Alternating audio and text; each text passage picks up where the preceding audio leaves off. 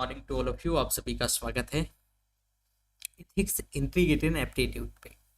ये चौथा पेपर है, यानी जीएस मेंस का जो जीएस मेंस है उसका ये चौथा पेपर है। इस चौथे पेपर की दरअसल जो शुरुआत है वो 2013 से शुरू करी। आखिर क्या वजह थी कि जो है 2013 से इस नए पेपर को ऐड किया गया? कुछ तो ऐसा हुआ होगा कि यूपीएससी का अचानक से मन कर गया। देखो भाई, हुआ क्या, ये एक्चुअल में इस पेपर में वही है जो आपसे इंटरव्यू में पूछा जाता है। इंटरव्यू पर्सनैलिटी टेस्ट है, आपका पर्सनैलिटी जज किया जाता है। लेकिन कई बार ऐसे केस देखने को मिले कि इंटरव्यू में भी जो है पूरी तरीके से फिल्ट्रेशन नहीं हो पाता था कैंडिडेट का। बहुत सारे ऐसे कैंडिडेट जो है मतलब हालांकि अभी भी कुछ बहुत परिवर्तित नहीं हुआ, लेकिन एक प्रयास किया गया। कई देख उस समय जो है 2010 या जो है इस मतलब 4-5 साल 7 साल के दौरान एक चीज देखने को मिली जो सबसे अलग हो रही थी कि जो सिविल सर्वेंट्स हैं वो मोस्ट करप्ट एक्टिविटीज में जो है काफी सिविल सर्वेंट्स देखने को मिले। और काफी कुछ ऐसी चीजें देखने को मिली कि जो है लोग करप्ट प्रैक्टिसेस से जो है इलीगल प्रैक्टिसेस से अनएथिकल प्रैक्टिस से जुड़े हुए थे। तो एक प्रयास किया गया कि आयोग को लगा कि भाई ऐसे काम चलेगा नहीं, तो आयोग ने एक पेपर को इंट्रोड्यूस किया कि भाई जो है आप इंटरव्यू में जो पूछ रहे हो एक काम करो कि बच्चे से लिखवा के ले लो। इंटरव्यू में आधे घंटे का इंटरव्यू है, हो सकता है बच्चा जो है आप फिल्टर ना कर पाओ, तो एक काम करो कि लिखवा के ले लो। तो इसको ध्यान में रखते हुए 2013 में जो है ये पेपर क्या किया गया, इंट्रोड्यूस किया गया मेंस के साथ। ये भी 250 नंबर का ही है। और एक चीज कहा जाता है यूपीएससी में कि ये पेपर एसए का और इथिक्स का ये डिसाइड करेंगे कि आप लिस्ट में रहोगे कि नहीं रहोगे। ये दोनों पेपर डिसाइड करते हैं। बाकी के पेपर हो सकता है कि आपको रैंक दिलाएं, लेकिन ये दोनों पेपर आपको जो है लिस्ट में रहेंगे या नहीं रहेंगे ये डिसाइड करते हैं। और ये एक ऐसा पेपर है कि सामान्य चीज है, इसमें बहुत वैसा नहीं है, मार्क्स एकदम जो है मीडियम का, इसमें बहुत ज्यादा लोचा नहीं है। वर्ष 2013 से मुख्य परीक्षा के जो बदले हुए पाठ्यक्रम में समान अध्ययन का जो चौथा प्रश्न पत्र के तौर पे इथिक्स इंटीग्रिटी एंड एप्टीट्यूड यानी नीति शास्त्र, सत्यनिष्ठा और अभिरुचि को शामिल किया गया। इसे प्रचलित तौर से हम जो है सामान्यतः क्या कह देते हैं, इथिक्स कह देते हैं। आप इसे इथिक्स के नाम से जानते हो, कई बार सुना होगा कि इथिक्स का पेपर, तो इथिक्स के नाम से हम जानते हैं। ये प्रश्न पत्र अपनी मूल प्रवृत्ति में बहुत ही रचनात्मक और मौलिक है। पिछले 9 वर्षों में 22 का भी हो गया, तो पिछले 9 वर्षों के इथिक्स के प्रश्न पत्र को अगर उठाकर देखेंगे तो पाएंगे कि इस प्रश्न पत्र में ऐसा कुछ भी नहीं जो पूछा जाता है जिसके लिए उम्मीदवार को बहुत रटने की कोई आवश्यकता हो। ऐसा कुछ भी नहीं है। पिछले 9-10 वर्षों में जो क्वेश्चन बना, 9 वर्ष हो गए, 2013 में इंट्रोड्यूस हुआ, 2022 चल रहा है, पेपर हो गया, मेंस का रिजल्ट भी आ गया, तो ऐसा कुछ भी नहीं इसमें से पूछा जाता जो उम्मीदवार को बहुत रटने की जरूरत हो या कुछ ऐसा हो। या फिर ऐसा भी नहीं है कि जो है क्वेश्चन से बहुत कठिन आते हो कि उम्मीदवार के बस से बाहर। यहां ईमानदारी, नैतिकता, सत्यनिष्ठा और संवेदना ये जैसे गुण कहीं से भी जो है आयातित नहीं किए जा सकते हैं। और न ही आप जो है कोई भी आपको जबरदस्ती ये गुण सिखा सकता है। अगर ये आपके अंदर नहीं है, मूल में नहीं है, तो कोई व्यक्ति आपको ये सिखा नहीं सकता है। ये गुण जो है स्वतः स्फूर्त और स्वप्रेरणा से ही आते हैं। ऐसा नहीं है, जैसे मैं हमेशा एक चीज बोलता हूं, जब बच्चा जो है वेरी फर्स्ट टाइम जो है हमारे साथ 1-to-1 मेंटरिंग में होता है, हमने एक प्रोग्राम जो है ये लॉन्च किया है 1-to-1 मेंटरिंग का।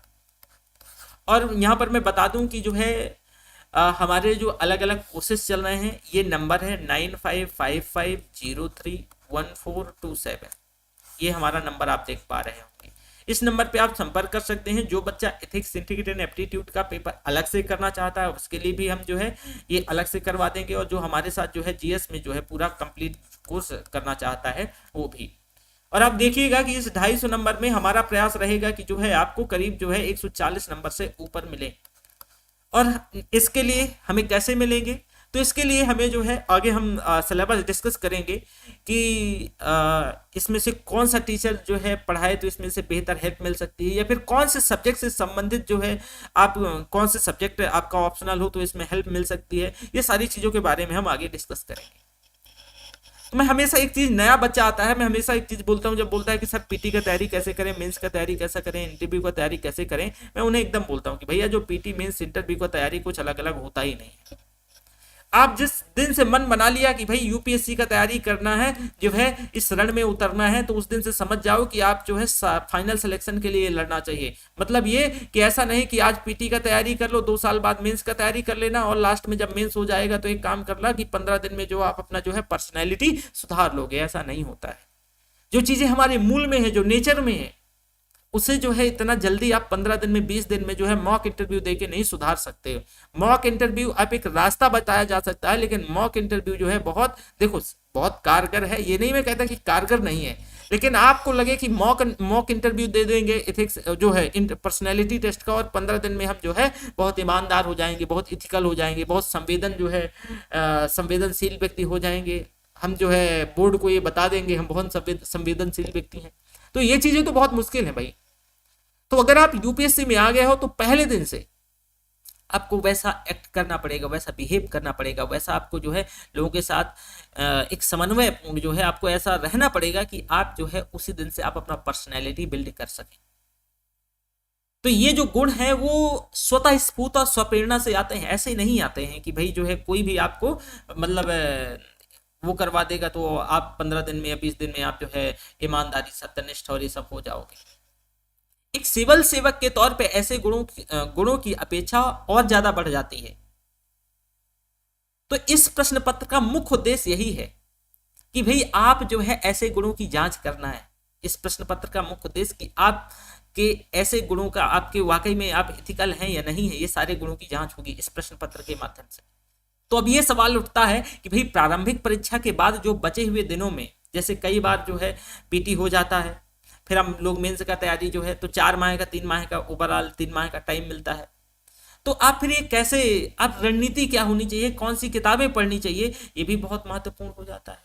तो देखो इसके लिए एथिक्स के लिए ओवरऑल मैं बता दूं कि कोई बहुत वैसा हार्डकोर कोई किताब नहीं है कि ये किताब पढ़ लो तो निकल जाएगा, ये कर लो तो निकल ही जाएगा, ऐसा कुछ है ही नहीं। तो इसके लिए एक सामान्य जो है एक अभी हम जो सिलेबस देखेंगे, सिलेबस को देखते हुए आप पूरा एक सिलेबस हम कंप्लीट करवाएंगे। सिलेबस को देखते हुए देखेंगे कि इसका प्रैक्टिस बहुत मैटर करता है, क्योंकि इसमें से जो है करीब 125 नंबर का थ्योरी होता है और 125 नंबर का केस स्टडी, और केस स्टडी बहुत स्कोरिंग होता है। केस स्टडी जो है बहुत स्कोरिंग होता है। सामान्य तौर पे एथिक्स के प्रश्न पत्र में जो है 2 खंड, एक खंड क्या होगा कि उसमें नैतिकता, सत्यनिष्ठा, ईमानदारी, लोक प्रशासन, पारदर्शिता, सिविल सेवकों की जो जवाबदेहिता यानी अकाउंटेबिलिटी, महापुरुषों के जो नैतिक विचार हैं, उनके जीवन के जो आदर्श हैं, भावनात्मक समझ, ठीक है, कॉग्निजेबल, ये सारी चीजें जो है, अंडरस्टैंडिंग, शासन व्यवस्था में ईमानदारी, ये सारे मुद्दे जो है सामान्य समझ जो है एक सिविल सेवक से अपेक्षा करी जाती है। तो इससे संबंधित प्रश्न खंड 1 में पूछे जाएंगे, और इस खंड 1 में करीब जो है 13 से 15 या जो है 12 या कभी 14 ऐसे क्वेश्चन पूछे जाते हैं, और इन सभी की जो समय सीमा होती है वो 150 शब्द होती है। आगे हम देखेंगे कि जो है कितना मार्क्स का होता है।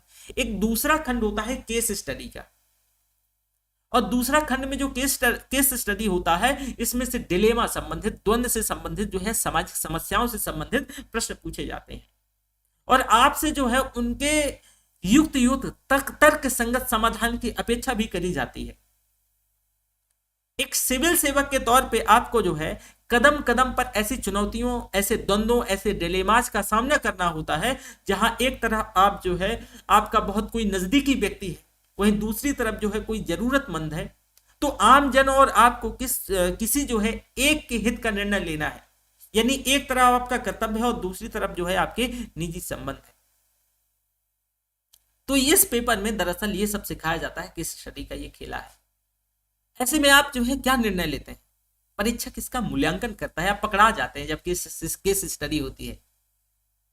आप लिखेंगे, आपको केस स्टडी दे दिया जाए, ठीक है, और आपको बोलना है कि इसका सोल्यूशन, कल के दिन आप कलेक्टर रहोगे। ऐसी केस स्टडी होता है, देखेंगे अभी कि आप जो है फला जगह के कलेक्टर हो, एक बहुत जरूरतमंद व्यक्ति है लेकिन वो जो है प्रोटोकॉल के अकॉर्डिंगली काम नहीं कर रहा है, तो बताओ आप जो है, आपको अंदर से लग रहा है कि इसकी हेल्प करनी चाहिए, लेकिन क्या आप जो है कर पाओगे? यही क्वेश्चन होते हैं। आगे हम देखेंगे क्वेश्चन कैसे कैसे पूछे जाते हैं।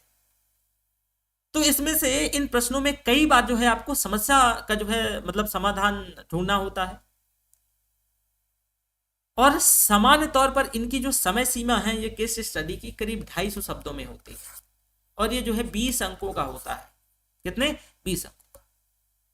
एथिक्स के प्रश्न पत्र में ऐसी कोई किताब नहीं है जिसे पढ़ करके आप इस विषय के बहुत विद्वान पांडित्य बन जाएंगे। इसका जो पाठ्यक्रम दरअसल बहुत व्यापक है, और आप इससे इस बात की मांग, आपसे जो ये इस बात की मांग करता है कि दैनिक जीवन की सामान्य घटनाओं पर जो है नजर बनाए रखें। एक सिविल सेवक के तौर पे उसके समाधान ढूंढने की कोशिश करें। विश्व और भारत के प्रसिद्ध नैतिक जो है विचारक और दार्शनिक चिंतकों के विचारों को पढ़ने की कोशिश करें। ज्यादातर प्रश्न जो है आपकी सामान्य समझ पर ही बेस्ड होते हैं, और पिछले वर्षों के जो प्रश्न पत्र हैं, जो मॉडल प्रश्न हैं, उनका नियत समय में अगर आप प्रैक्टिस करते हैं, अभ्यास करते हैं, केस स्टडी में ऐसे समाधान जो है बिल्कुल नहीं बताए जाते हैं, मतलब आपको नहीं बताना है।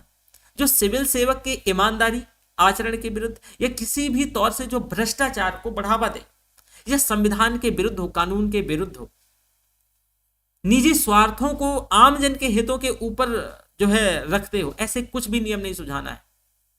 आपको अपना एटीट्यूड और एप्टीट्यूड दोनों जो है नैतिकता, संवेदना युक्त, भ्रष्टाचार विरोधी रखने हैं, ताकि आम जन जो है आपकी उपस्थिति में आश्वस्त और सुरक्षित महसूस करे, अपराधी डरे। आपको अपने जवाब में ही इसी तरह के जो है विचार देने हैं। ये बहुत इंपॉर्टेंट है, ये बहुत ज्यादा जरूरी है।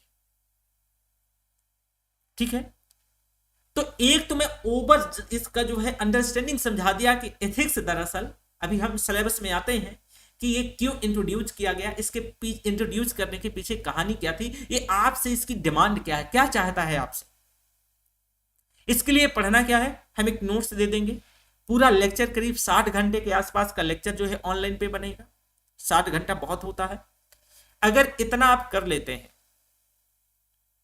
तो मैं गारंटी से कह सकता हूं कि इसमें जो है 140 प्लस नंबर, और साथ में जो केस स्टडी, इसमें से देखो हम अभी मेंस का जो है आंसर राइटिंग प्रोग्राम शुरू कर रहे हैं, और 1-to-1 मेंटरशिप प्रोग्राम, क्योंकि बहुत बार जो है बच्चा यही जो है बहुत है, जो प्रोफेशनल बच्चा है वो नहीं कर पाता है, तो 1-to-1 मेंटरशिप प्रोग्राम के अंतर्गत जो है मैं प्रॉपरली, जैसे आप कांटेक्ट करेंगे उसका जो है हम अभी डिसाइड और सारा सब कुछ कर लेंगे, तो आपके साथ पर्सनल जूम मीटिंग के माध्यम से हम आपको यहाँ पर समझाएंगे। आप पूरे अपने डाउट दे देंगे, आपने कोई लेक्चर लिया और पूरा जो लेक्चर किया और पूरा आपने डाउट लिख लिया, और हम जो है जूम आईडी के माध्यम से ये चीज़ें समझा देंगे कि भाई आपको क्या करना है, क्या नहीं करना है, आप कहाँ पे गलती कर रहे हो, आपका जो है क्वेश्चन उसमें से कंप्लीटनेस है कि नहीं है, संसक्त है, कोहेसिव है कि नहीं है, कॉम्प्रहेंट है कि नहीं है, इसमें से एक जो है कंसिस्टेंसी, कंटिन्यूटी दिखती है कि नहीं दिखती है, एक जो उसमें आंसर में होना चाहिए वो है कि या नहीं है, वो पूरा डिटेल में हम क्या करेंगे, डिस्कस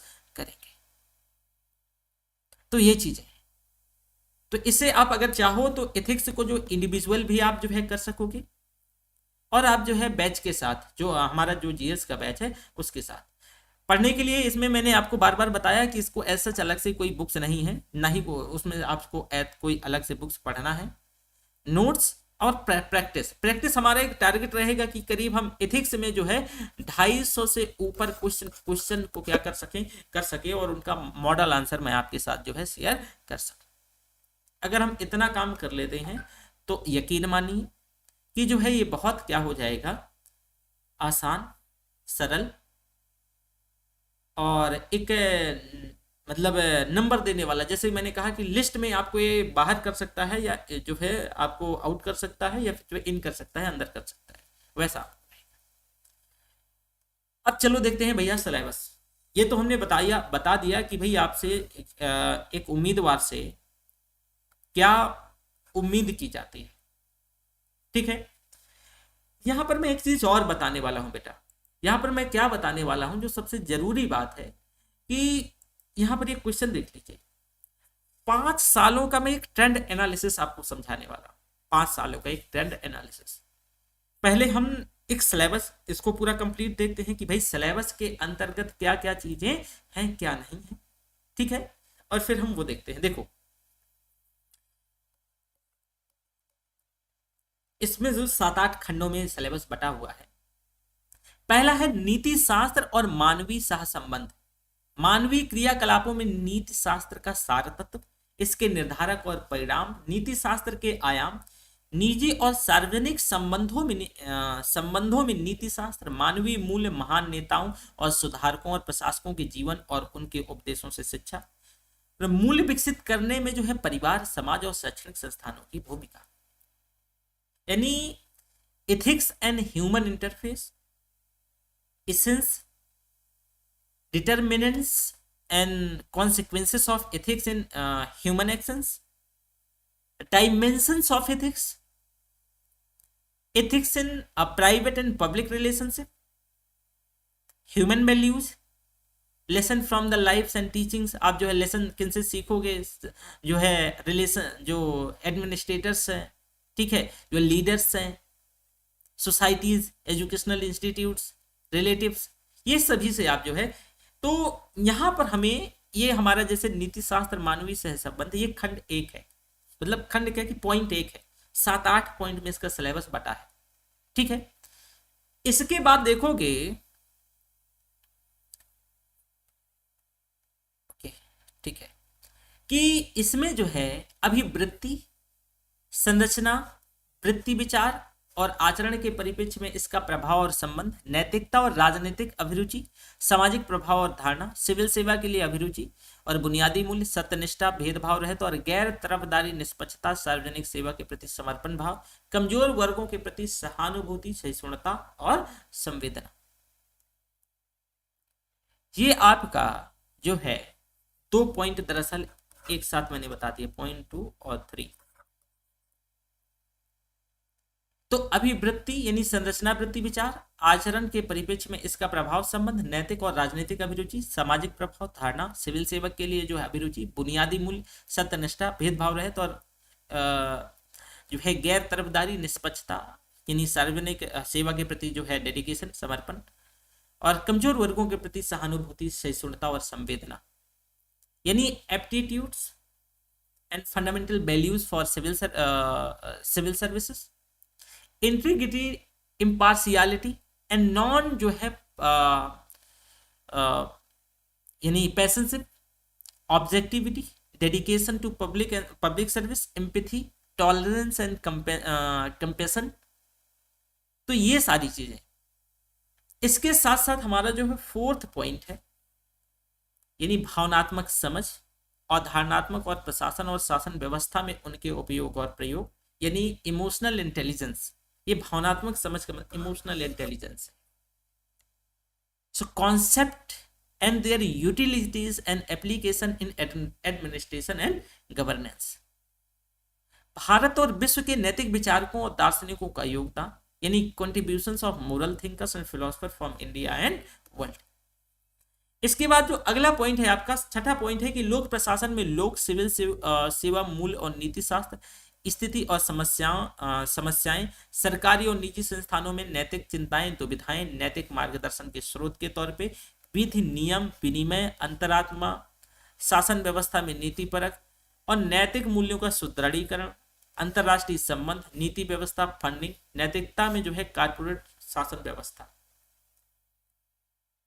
तो इसमें जो होगा public civil services, value of ethics in public administrations, states and problems, ethical concern and dilemmas in government and private institutions, laws, rules, regulations, और जो है ये सारी चीजें रहेंगी। साथ में इसमें से अगला पॉइंट है कि शासन व्यवस्था, ईमानदारी, लोक सेवा की अवधारणा, शासन व्यवस्था और ईमानदारी का दार्शनिक आधार, सरकार में सूचना का आदान प्रदान, पारदर्शिता, सूचना का अधिकार, नीतिपरक, आचार संहिता, आचरण संहिता। आप मैंने इसको जो है एक मतलब वैसे ही पढ़ते हुए चला गया। थोड़ा सा इसमें देखो, probability in government, concept of public services, philosophical basis of governance and probability, reforming, sharing and transparency. इसमें आप देखोगे ओवरऑल ये सब नैतिक नीतिपरक नियम का मतलब जो है नैतिकता की बात करी गई। आप डिलेमा में हैं, द्वंद्व से उबरने की बात करी गई है। इसमें जो है आपके निर्णय लेने की क्षमता, कि आपकी जो निर्णय लेने की क्षमता है कि वो कैसे विकसित करी जाएगी। आप बहुत द्वंद्व में है, बहुत डिलेमा में है, तो आप कैसे चीजों को डील करें। ये पूरे एथिक्स के पेपर में यही सारी चीज है। हमारे पढ़ने का तरीका एक ये रहेगा कि हम साथ में टर्मिनोलॉजी और जो है मतलब इसको छोटे छोटे खंडों में जितना की पॉइंट है, जो टर्मिनोलॉजी है उसको हम करेंगे, ठीक है। और साथ ही साथ हम देखेंगे कि इसके अंतर्गत हमारा जो फोकस्ड एरिया है वो क्या रहेगा। और इसमें जो है लास्ट में ये है नागरिक घोषणा पत्र, कार्य संस्कृति, सेवा प्रदान करने की गुणवत्ता, लोक निधि का उपयोग, भ्रष्टाचार की चुनौतियां। और इसी सभी मामलों में ये जो पढ़ाया जाएगा, जो थ्योरी, देखो बिना इस थ्योरी के केस स्टडी नहीं कर सकते। केस स्टडी भी जो आपको 125 नंबर का लगभग आता है और थ्योरी भी लगभग 125 नंबर का आता है। लेकिन ये जो थ्योरी है इसी पर बेस्ड है आपका केस स्टडी। अगर आपको ये ना इसकी समझ ना हो तो आप इसे नहीं कर पाओगे, लेकिन ये इसकी अपेक्षा ज्यादा स्कोरिंग है।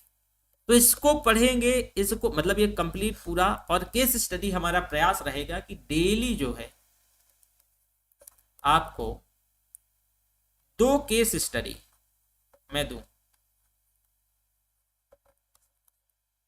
पढ़ाने के बाद तो ठीक है, लेकिन डेली 2 केस स्टडी दूं। अगले दिन पहले आते ही उन केस स्टडी को हम क्या करेंगे कि उनका एक जो है मॉडल आंसर डिस्कस करेंगे, क्या हो सकता है,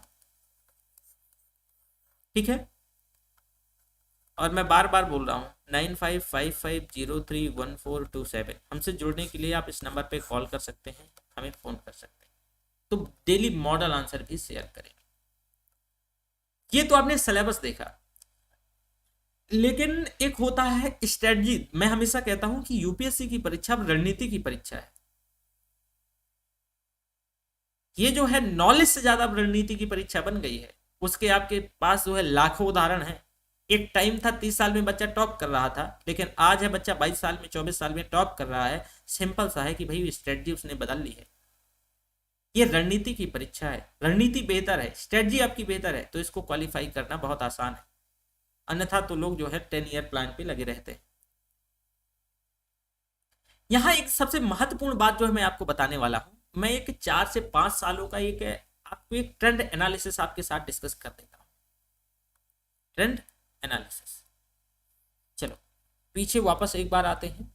यहां पर आप देखो, हमने पॉइंट वाइज में डिस्कस कर लेता हूं। ये इससे संबंधित जो है 2017 में करीब 3 प्रश्न आते हैं 10-10 नंबर के।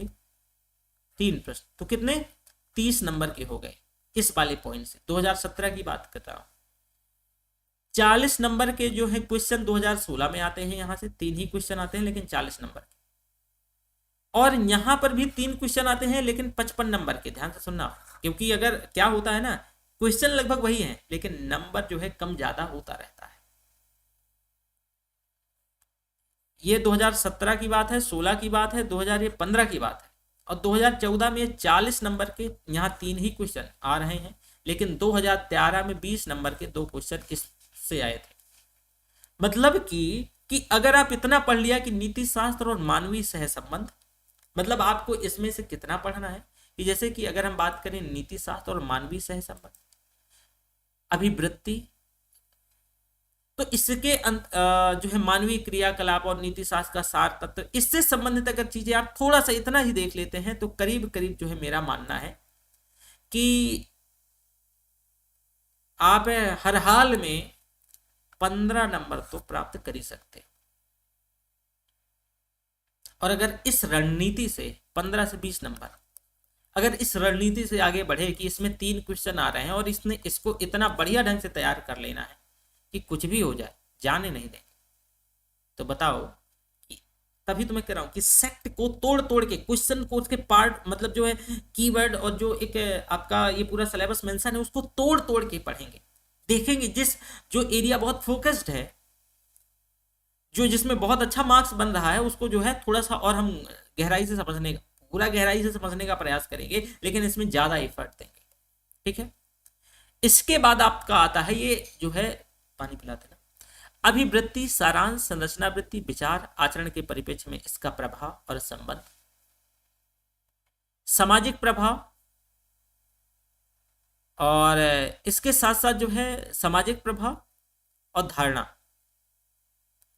यहां तक। यहां से 2013 में यहां से 10 नंबर का क्वेश्चन, एक ही क्वेश्चन आता है, बाकी 2017 में भी इससे यहां से एक ही क्वेश्चन आता है, लेकिन एवरेज आप कह सकते 2016 जो है 15 में यहां से क्वेश्चन ही नहीं आता है, और 20 नंबर का 2016 में क्वेश्चन आता है यहां से, और 2014 में यहां से 20 नंबर का क्वेश्चन आता है।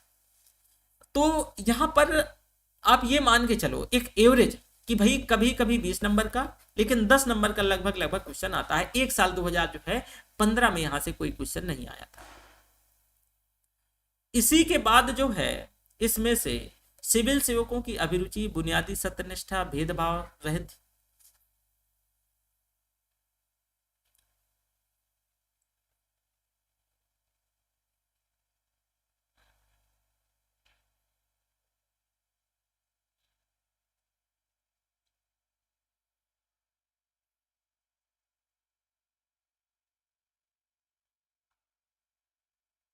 तो यहां से जो संवेदना तक ये जो है, यानी तीसरा पॉइंट जो है, आप देखोगे कि सिविल सेवा के लिए अभिरुचि, बुनियादी मूल्य, तो यहां तक आपसे हर साल लगभग कभी 3 क्वेश्चन, कभी 2 क्वेश्चन, कभी 5 क्वेश्चन। 2015 में यहां से 60 नंबर का क्वेश्चन आया, 2000 जो है 14 में यहां से 50 नंबर का क्वेश्चन आया, और 2013 में भी यहां से 50 नंबर का क्वेश्चन आया।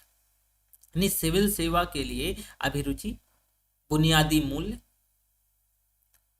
मूल्य सत्यनिष्ठा, गैर तरफदारी,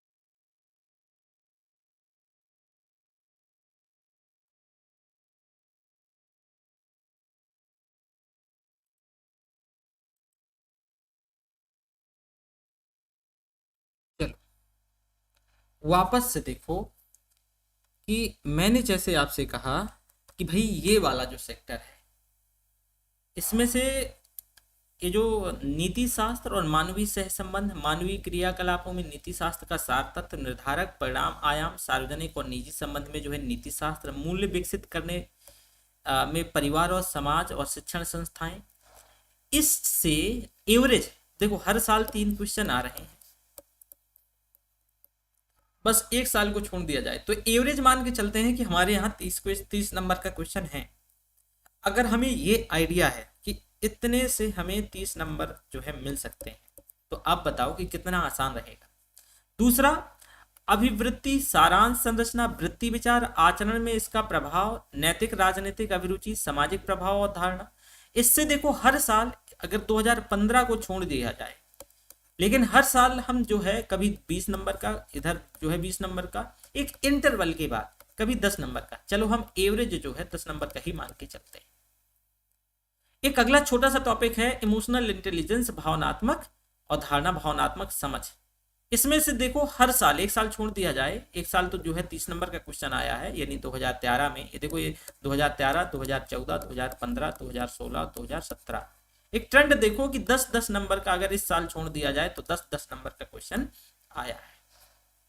इसके बाद दूसरा देखो, इसमें आप देखो कि भावनात्मक समझ, वही जो मैंने अभी बताया, भारत और विश्व के नैतिक विचारक जो हैं, दार्शनिक, उनकी जो फिलॉसफी देखो, 20 number, 40 number, 20 number, 10 number, 30 number, average हम यहाँ पर 20 नंबर मान लेते हैं। और अगर हमें ये बताओ कि हमें जो कुछ विचारक, जैसे कि, और इसमें बहुत हेल्प करता है, जैसे सोशियोलॉजी जैसा सब्जेक्ट जो है ना, जो फिलोसफर हैं, जो दार्शनिक है, जो थिंकर हैं, जो फिलोसफी जैसे सब्जेक्ट है ना, बहुत हेल्प करते हैं यहाँ।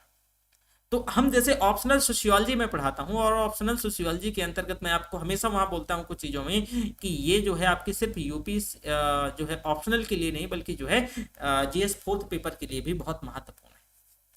तो यहाँ पर देखो कि इससे आपको 20 नंबर का, जरा खुद सोचो कि अगर आपका ऑप्शनल सोशियोलॉजी है, उसमें इतना चीजें जो है सारा सब पढ़ना है, तो आपको 20 नंबर तो वहाँ फ्री के मिल ही रहे हैं, देख लो। फिर सिविल सेवा के लिए अभिरुचि, बुनियादी मूल्य, सत्यनिष्ठा, गैर तरफदारी, सेवा के प्रति जो है समर्पण, कमजोर वर्ग के प्रति जो है सहानुभूति। एवरेज यहाँ पर भी कभी 60 नंबर का, 50 नंबर का, 50 नंबर का, 30 नंबर का, 40 नंबर का, हम एवरेज यहाँ पर भी जो है 40 नंबर मार्किंग करके चलते हैं। अब देखो छोटा छोटा पार्ट है, अगर आप इसको खंड खंड में डिवाइड करके आगे बढ़ोगे ना, पार्ट में बांट के आगे बढ़ोगे, तभी कुछ हो सकता है। अगर आप पार्ट में इसे डिवाइड करके आगे नहीं बढ़ोगे तो आगे चीजें नहीं होने वाली, ठीक है। इसके बाद आप ये देख सकते हो कि जैसे कि यहाँ पर कि लोक सिविल सेवा, मूल और जो है नीति शास्त्र, सरकारी और निजी संस्थान में नैतिकता, चिंता और दुविधा, उत्तरदायित्व, अंतर्राष्ट्रीय संबंधों में जो है निधि व्यवस्था के जो है नैतिक मुद्दे, 70 number, 65 number, 70 number, 90 number, 70 number, average देखो 70 नंबर। इसमें क्या है, लोक प्रशासन और लोक सिविल सेवा में मूल, नीति शास्त्र, सरकारी और निजी संस्थान में नैतिक चिंता, दुविधा, उत्तरदायित्व, अंतर्राष्ट्रीय संबंध। यानी आप देखोगे कि सेकंड ARC मैं आपको रिकमेंड करूंगा आगे कि क्या क्या पढ़ना है। तो second ARC, second administrative reform commission जो है, जो रिपोर्ट है, सेकंड ARC की जो रिपोर्ट है, वो आपको पढ़ना है।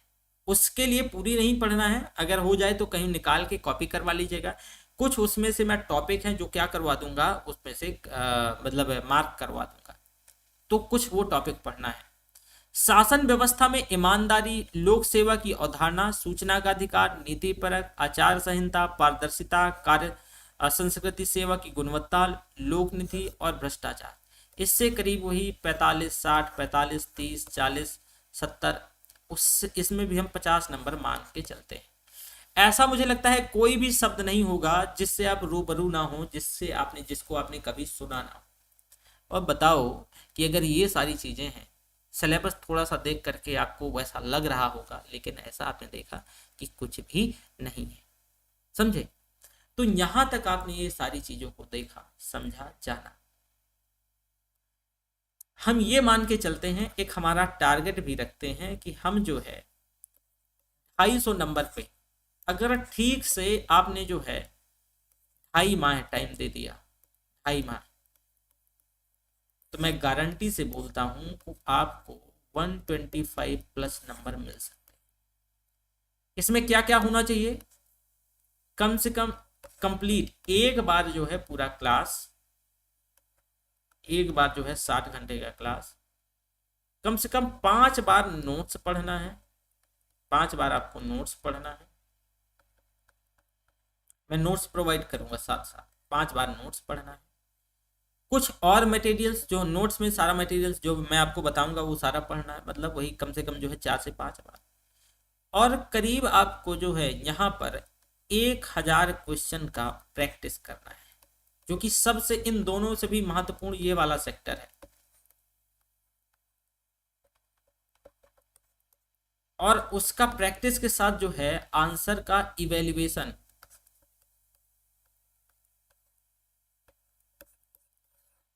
ये, और यहाँ पर मैंने बताया कि आपका इसका इवेल्युएशन 1-to-1 मेंटरिंग के माध्यम से। अभी हम एक नया प्रोग्राम लाए हैं, तो 1-to-1 मेंटर से। देखो सबसे बड़ा, ऑनलाइन में सब ठीक था, सब अभी भी ठीक है, पर मैंने एक कमी देखी इन 4-5 सालों में, जो सबसे बड़ा मुझे कमी नजर आया, कि यूपीएससी जैसे क्षेत्र में, जो यूपीएससी का जो एग्जाम है, ये बहुत आप समझ ही रहे हैं कि भाई आप देश की सबसे प्रतिष्ठित सेवा में घुसने का प्रयास कर रहे हैं, तो इतना तो आसान नहीं होगा जितना मतलब लोग समझते हैं, लेकिन इतना कठिन भी नहीं है कि आप कर नहीं सके।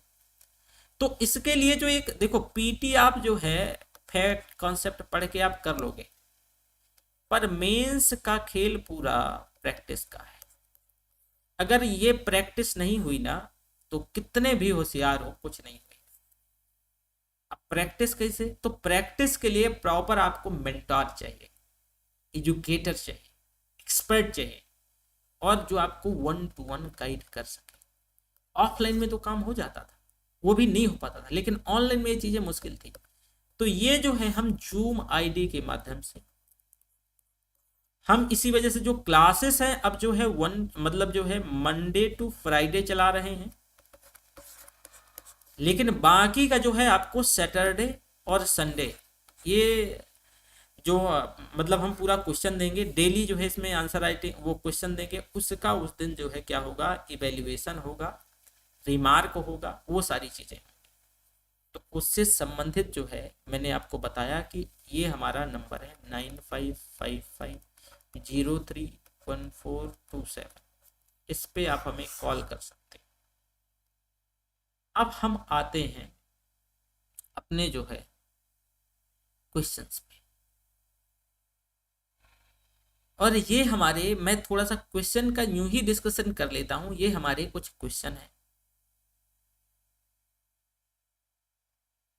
मूल्यों और नैतिकताओं से आप क्या समझते हैं? यानी पहला क्वेश्चन ये है कि स्पष्ट कीजिए, आचार नीति समाज और मानव का विकास किस प्रकार भला करती है। 10 नंबर देखो जरा ध्यान से, ये जो है, अब ये अगर देखेंगे क्वेश्चन, तो इसमें से जो है 150 शब्दों में लिखना है।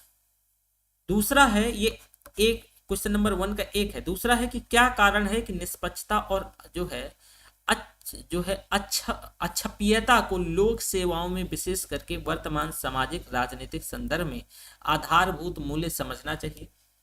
अपने उत्तर को उदाहरण सहित सुस्पष्ट कीजिए।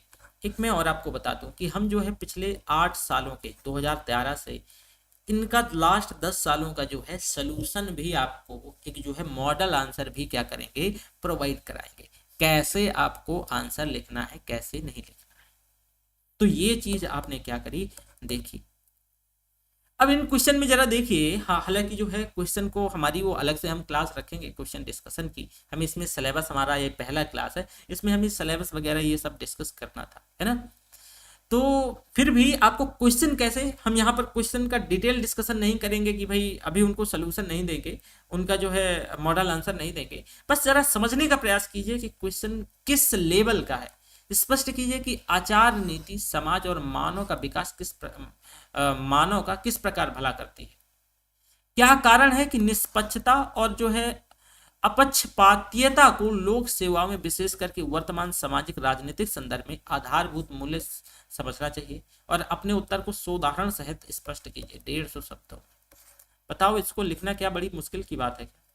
शासन, सुशासन और नैतिक शासन शब्दों में आप जो है इससे आप क्या समझते हैं, अंतर स्पष्ट करना है। शासन, सुशासन, गवर्नेंस, गुड गवर्नेंस और इथिकल गवर्नेंस, इसमें क्या मतलब जो आप इससे क्या समझते हैं।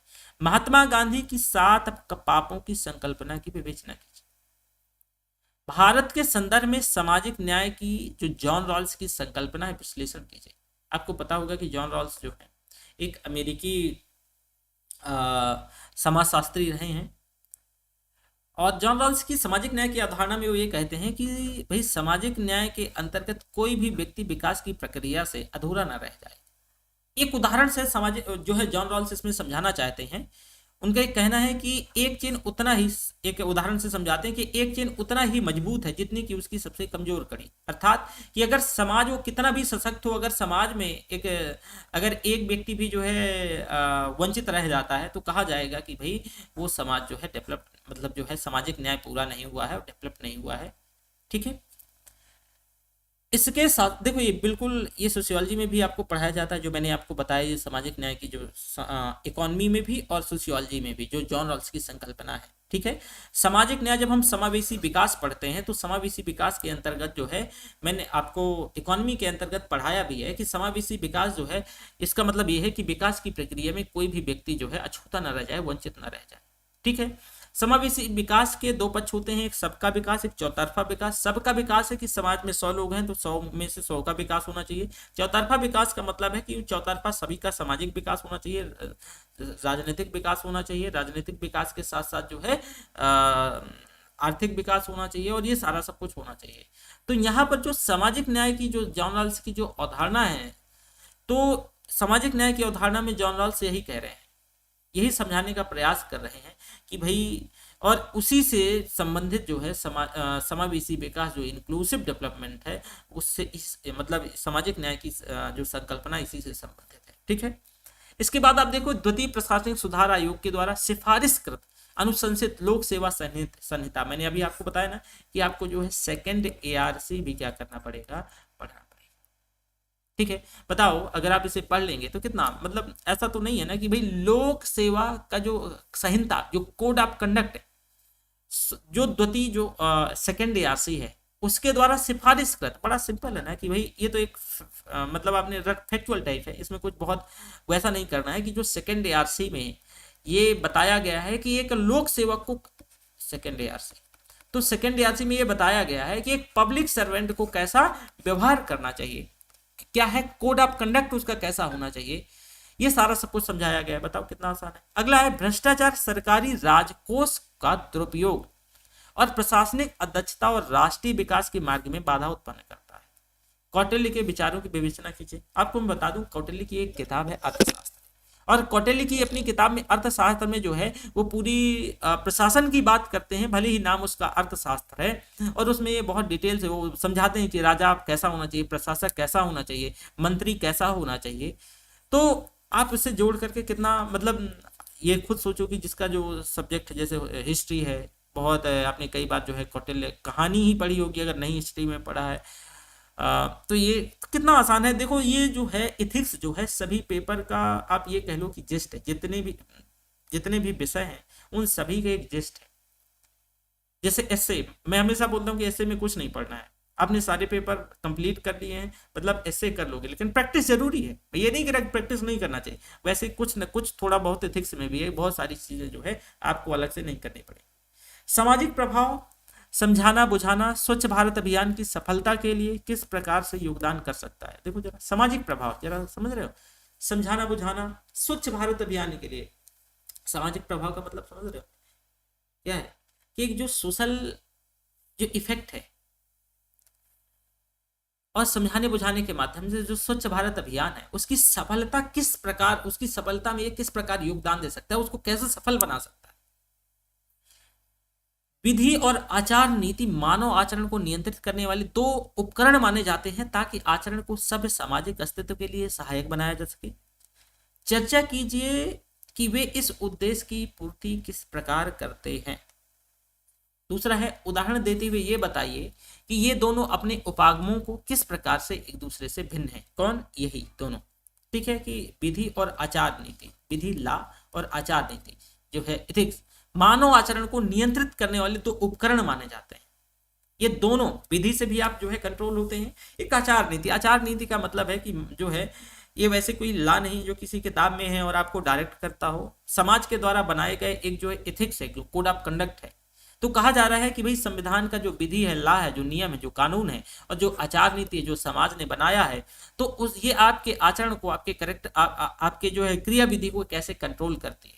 ये करने वाले दो उपकरण माने जाते हैं, कहा जाता है कि कंट्रोल करने वाले, ताकि आचरण को सभ्य सामाजिक अस्तित्व के लिए जो है बेहतर बनाया जा सके, सहायक बनाया जा सके। तो कहा जा रहा है चर्चा कीजिए कि इस उद्देश्य की वे किस प्रकार से पूर्ति करते हैं, कैसे पूरा करते हैं। दूसरा है कि उदाहरण देते हुए बताना है कि दोनों अपने उपागमों में से एक दूसरे से कैसे भिन्न है, ये भी समझाना।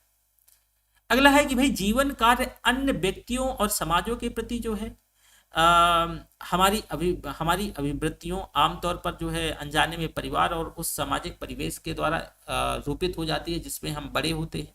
अनजाने में प्राप्त इनमें से कुछ अभिवृत्तियां मूल अक्सर जो है आधुनिक लोकतांत्रिक और समतावादी समाज के नागरिकों के लिए अवांछनीय होते हैं।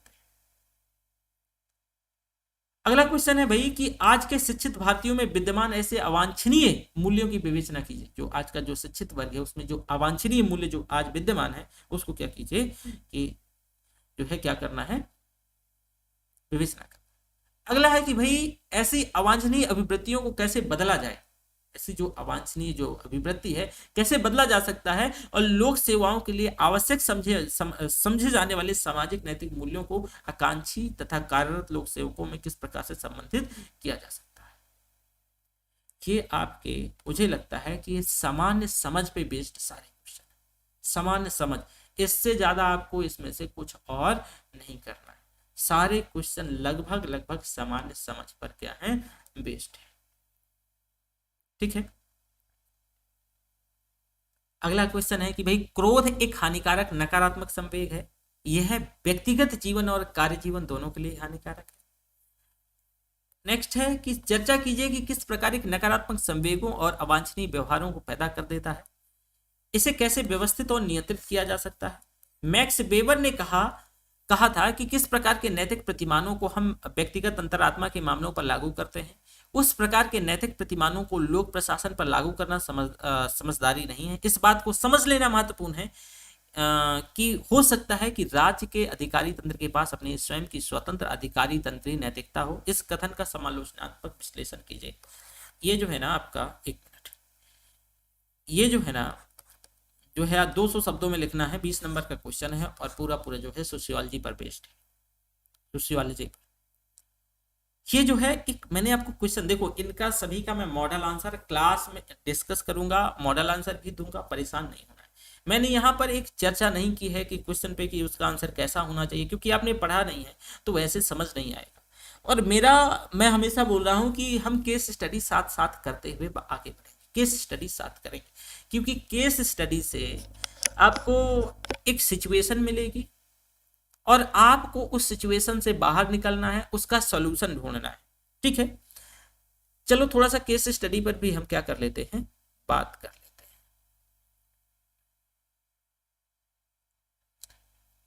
ये वही क्वेश्चन है अगेन, मतलब ये दूसरे क्वेश्चन लगे हुए हैं, जैसे कि ये दूसरे साल के दरअसल क्वेश्चन लग गए हैं और कुछ नहीं है। ये 2013 के क्वेश्चन है मेरी समझ से, जहां तक मुझे याद आ रहा है, तो 2013 के क्वेश्चन है इसमें। और इसमें आप देखिएगा इन क्वेश्चंस में जो सबसे महत्वपूर्ण बात यह है कि क्वेश्चन बड़े सामान्य हैं, बहुत ज्यादा लिखना नहीं है, 150 शब्द, 1-1.5 पेज होता है, इससे ज्यादा कुछ होता नहीं है। और इसे अगर थोड़ा सा भी प्रैक्टिस किए तो कोई भी लिख सकता है। जैसे मैं थोड़ा इनको बता देता हूँ। देखो, मूल्यों व नैतिकता से आप क्या समझते हैं, जरा समझिएगा। मूल्यों व नैतिकता से आप क्या समझते हैं? व्यावसायिक सक्षमता के साथ नैतिक भी होना किस प्रकार महत्वपूर्ण है? मैंने अभी आपको कहा था कि हम इसका आंसर जो है क्लासेस में बहुत डिटेल में डिस्कस करेंगे, लेकिन फिर भी क्वेश्चन क्या है कि मूल्य और नैतिकता से आप क्या समझते हैं? मूल्य व नैतिकता को अक्सर एक दूसरे का, आपने सुना होगा, पर्याय माना जाता है, जबकि दोनों में काफी डिफरेंसेस हैं। वैल्यूज है, जो नैतिकता है, इसमें काफी जो वैल्यूज, जो एथिक्स है, वैल्यूज और एथिक्स दोनों में डिफरेंस है। मूल्य में भी कसौटियां हैं जिनके आधार पर किसी भी व्यवहार, नियम और कार्यों के सही या गलत होने का फैसला किया जाता है। क्योंकि कसौटियों का निर्धारण जो है अलग अलग समाज अपनी अपनी जरूरत और परिस्थितियों के अनुसार करता है, तो इसीलिए मूल्यों की प्रकृति सामान्यतः समाज सापेक्ष होती है, समाज के अनुरूप होती है। यद्यपि कुछ ऐसे भी मूल्य हैं जो है हर जगह, मतलब सर्वव्यापक है, शाश्वत होते हैं। जैसे कि उदाहरण के तौर पे सुन लो ना, जैसे अमेरिका है, समयबद्धता, ईमानदारी, सत्यनिष्ठा, ये सर्वव्यापक है, शाश्वत है, ये मूल्य नहीं बदल रहे हैं। तो कुछ ऐसे मूल्य होते हैं जो सर्वव्यापक है, शाश्वत है। ठीक है। तो देखो कितना आसान है। इसके बाद क्वेश्चन दूसरा है आपका, और ये 10 अंक का है।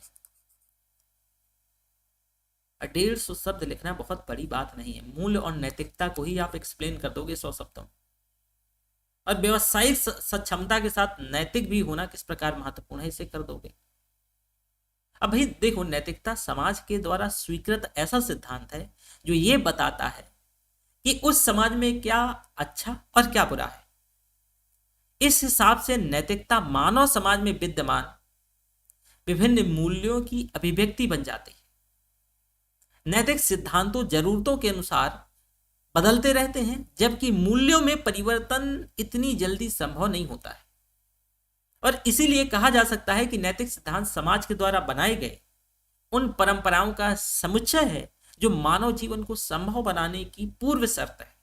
और किसी भी व्यवसाय की सफलता में जो सबसे जरूरी चीज है वो है कि लोगों का विश्वास, लोगों का ट्रस्ट। क्योंकि वही नहीं होगा तो फिर जो है आप किस व्यवसाय की बात करें। कोई भी व्यवसायी बिना लोगों के भरोसा जीते अपने उत्पादों, अपनी सेवाओं की जो पहुंच है वो व्यापक पहुंच नहीं बना सकता है, नहीं बेच सकता है।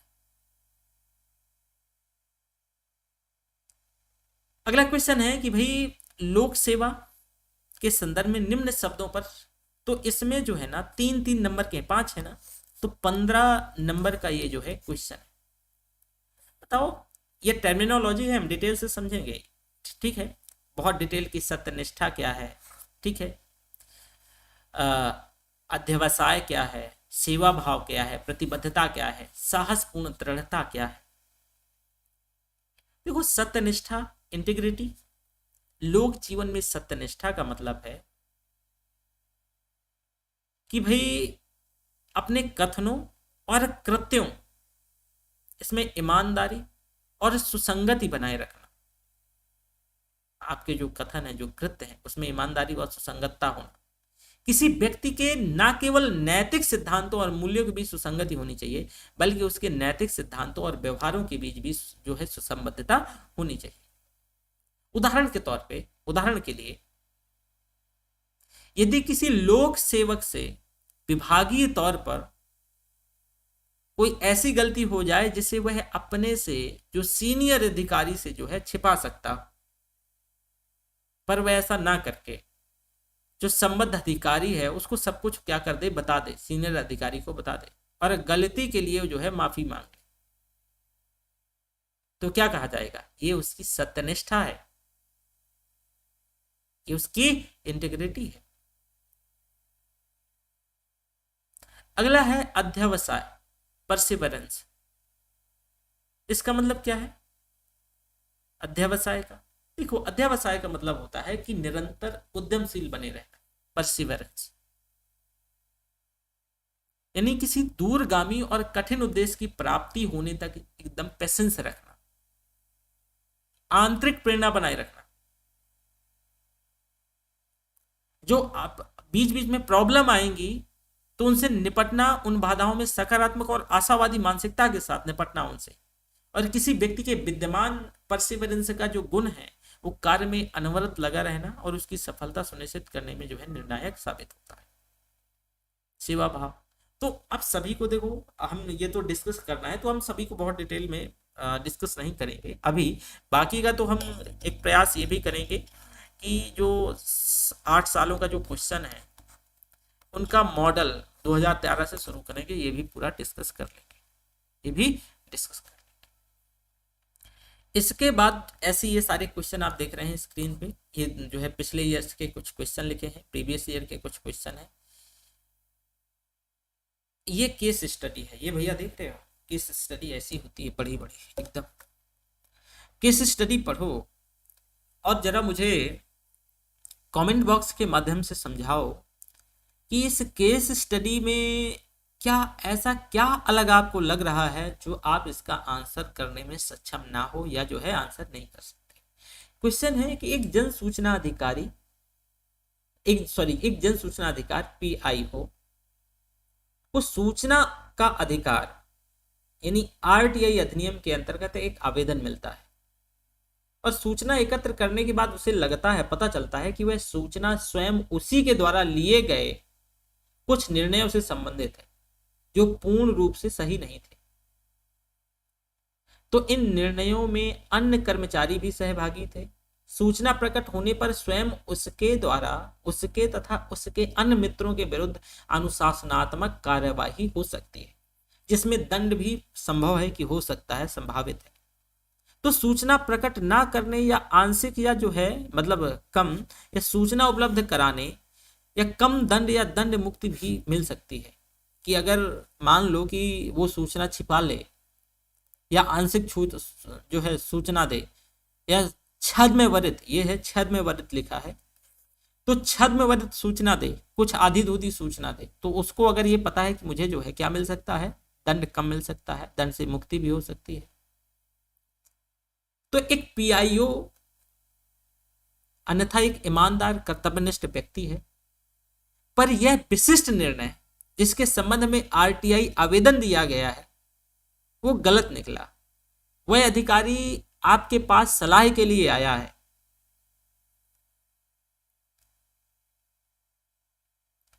ये क्वेश्चन है। अब नीचे सुझाव में कुछ विकल्प दिए गए हैं, प्रत्येक विकल्प का गुण दोष के आधार पर मूल्यांकन करना है। एक केस दे दिया गया आपको, ये केस है कि ऐसा ऐसा हो सकता है, ठीक है, ये पूरी केस है। अब कह रहा है कि नीचे कुछ क्वेश्चन दिए गए हैं, जो इनके जो गुण हैं, जो दोष हैं, उनको समझाइए। देखते हैं क्या है क्वेश्चन। पीआईओ इस मामले में अपने ज्येष्ठ अधिकारी, सीनियर अधिकारी को उसकी सलाह के लिए संदर्भित करे और कड़ाई से उसी के अनुसार कार्यवाही करे, चाहे वह स्वयं उस सलाह से पूर्णतः सहमत ना हो। क्वेश्चन 1। क्वेश्चन 2 है, पीआईओ छुट्टी पर चला जाए और मामले को अपने जो हमेशा होता है अपने उच्चाधिकारी कार्यालय में पर छोड़ दे। यह जो है सूचना आवेदन को किसी अन्य पीआईओ के स्थानांतरण का निवेदन करे, दूसरा पॉइंट है। तीसरा है कि पीआईओ सच्चाई के साथ सूचना प्रकट करने और अपनी जीविका पर उसके प्रभाव पर मनन करके इस भांति का उत्तर दे जिससे वह उसकी जीविका पर जोखिम ना जाए, और साथ ही सूचना की अंतर वस्तु पर जो है कुछ समझौता किया जा सकता है। अगला है कि पीआईओ उन सहयोगियों जो इस निर्णय जो निर्णय को लेने में सहभागी थे उनसे परामर्श करे और उनकी सलाह के अनुरूप कार्यवाही करे। अनिवार्य तौर से केवल उपरोक्त विकल्पों तक सीमित न रखते हुए आप अपनी सलाह दीजिए और उसके उचित कारण बताइए, और 250 शब्दों में 20 अंक का है, समझे।